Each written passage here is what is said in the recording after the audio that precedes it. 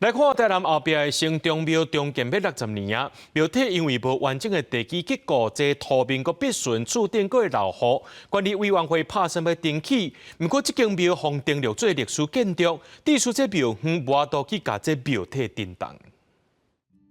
特别一位咧设计庙体图稿，用一家节时间投入大幕基艺国宝艺术柯汉丁，真侪庙宇的设计，拢通看到伊传统的工艺手法。其中200多档的后壁城中庙，1963年重建时，就由伊参彩绘大师蔡楚如来设计。这间庙顶个月互人登录做有形文化资产历史建筑，却引起地方甲庙方不满，因为庙是重建计划爱暂停。因为阮的所在搁下啦。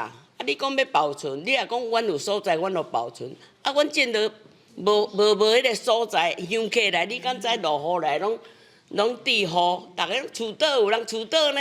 这个建筑物有价值，若发生意外造成伤亡，啥物人要负责任？叫伊负责任，伊嘛讲伊无要负责任嘛。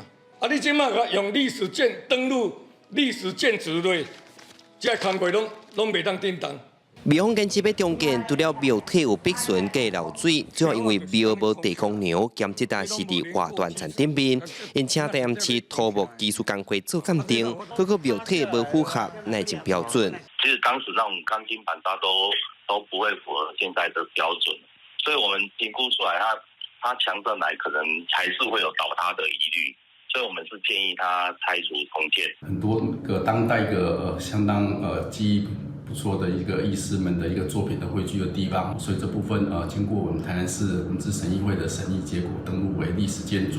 文资处回应，庙方会当提出行政救济，后续卖府的进行补强。不过庙方强调，重建是经过59桩开会有共识，佮有清晰主行同意。因批评文资处干那重视文本，人的生命安全无注重，后续因卖提出诉愿，卖发起抗议，就唔通撤销决议。记者李台南采访报道。